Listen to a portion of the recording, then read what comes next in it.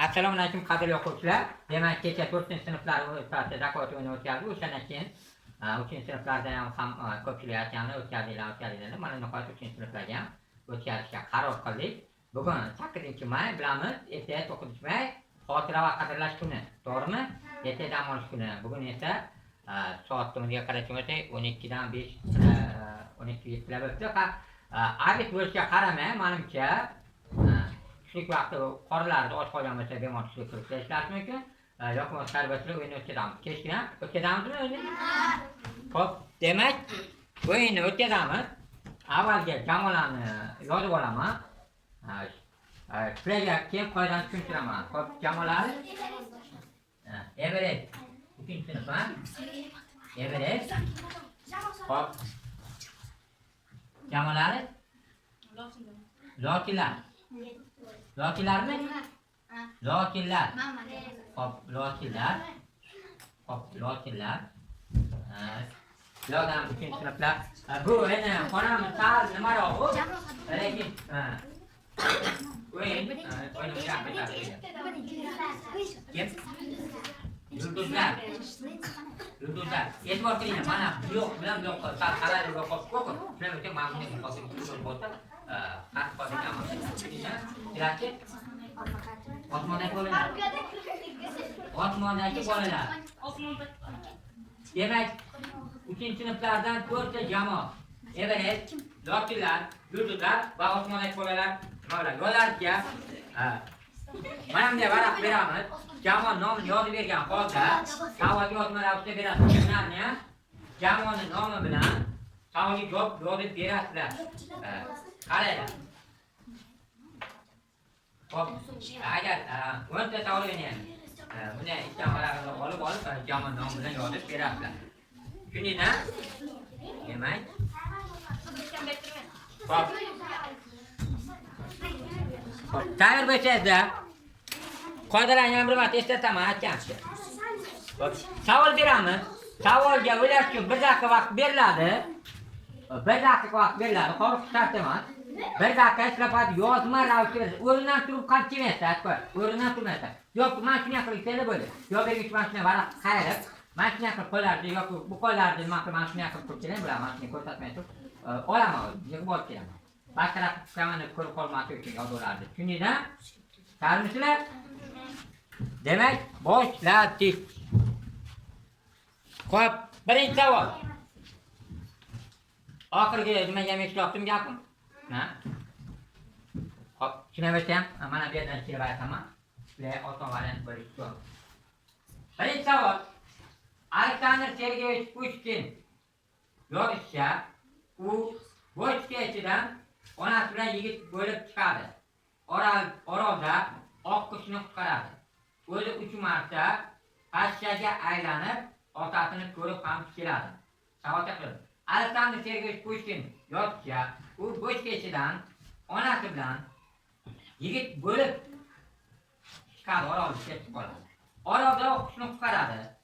U o'zi 3 marta pashshaga aylanib, otasini ko'rgani boradi. Savol bu kim yoki nima? O'ylashim mumkin. Zakotlarni to'qib tushirmagan savol beriladi.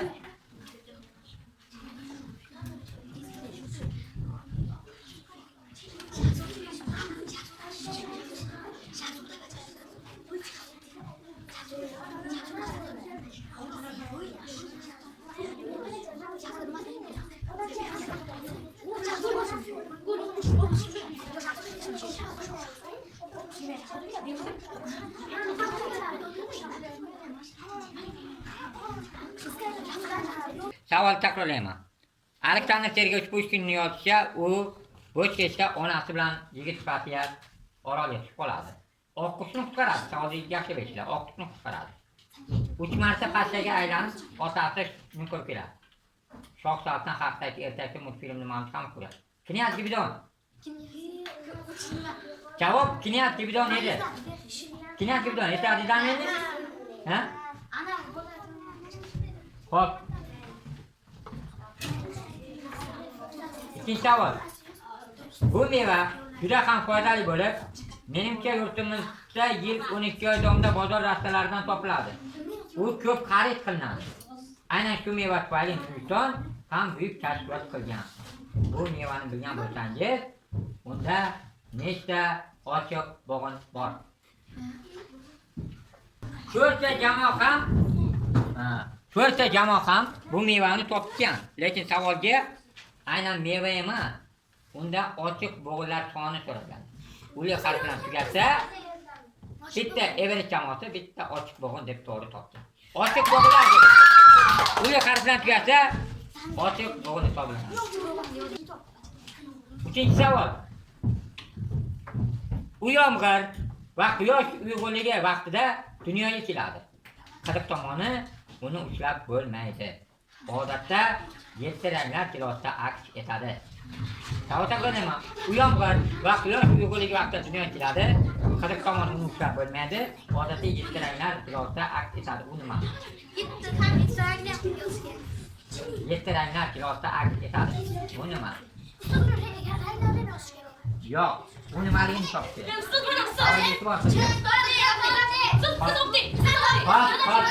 Vaqtlarga bor, qo'ltiqlaridan boraman. Vaqt bor. Xo'p. Demak, javoblarni o'qib eshitaman. Lochilar. Xo'p, keyin eshitaman. Lochilar. Osmondagi yulduzlar, osmondagi bolalar ham, yulduzlar ham. Everest ham bir xil. Kamalak deb to'g'ri javob bergan. Oqqa ta'ginatchi bu lekin qonunchi ham maksimal daraja sal nimaroq yaxshiroq. Xo'p, 4-savol. U bobo va buvisidan qochib ketadi. Odatda uni qo'shiqlari hayotini saqlab qolardi. Biroq kutilmaganda tulkining qulog'i yaxshi eshitmaganligi va unga ishonganligi uchun ham u tulkiga yem bo'ladi. Yem nima?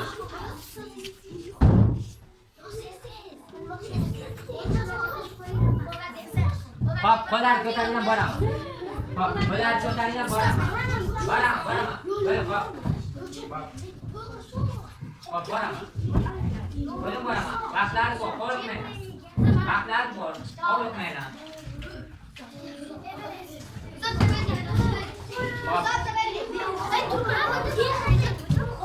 Hop. Javoblarni o'qib eshitaman. Sizlar vaqt bor edi. Lekin oldinroq javob berdinglar. Javoblarni o'qib eshitaman. Demak, Everest, lochilar, yulduzlar, osmondagi bola bir xil bo'g'irchoq deb to'g'ri javob bergan. Mana ozgina bo'lsa ham harakat qilyapti. Hop. Keyingi savol. Keyingi savol. Eshitaman. Ushbu narsa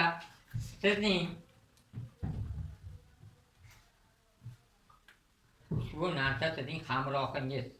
Salimlarga xato ketdi. Ushbu narsa sizning hamrohingiz. Odatda yorug'lik bor payti uni payqaymiz.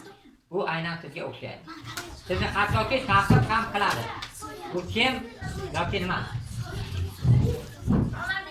Menimcha bu savolda eshitgan deyman-da, eshitganlar bo'lgan.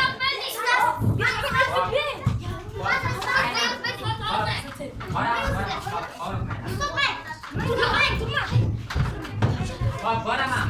E'tirof boraman. Hop, bu jamoa yozilgan. Jamoada hop, yozilgan.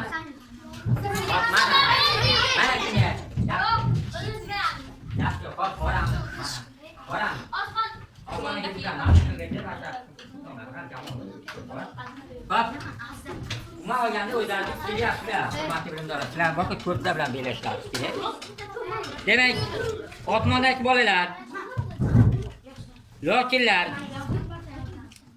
yulduzlar, Everest hamma jamoa bir xil. Soya deb qo'yilgan.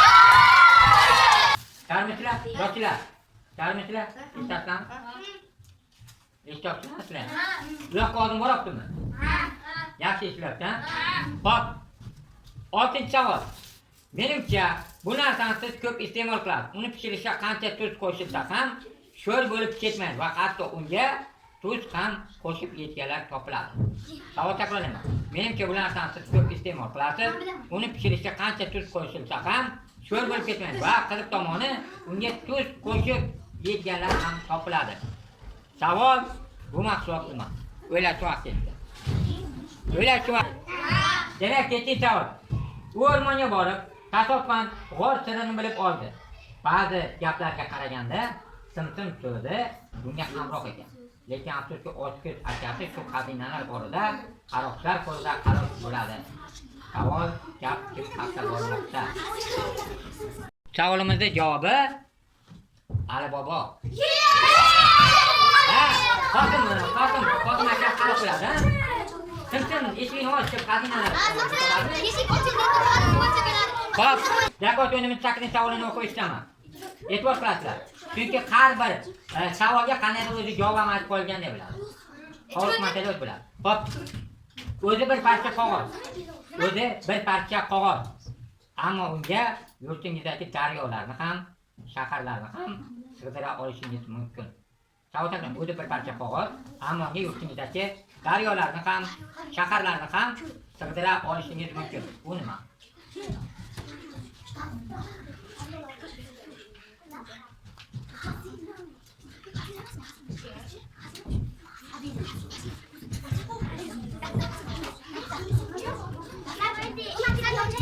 Hop.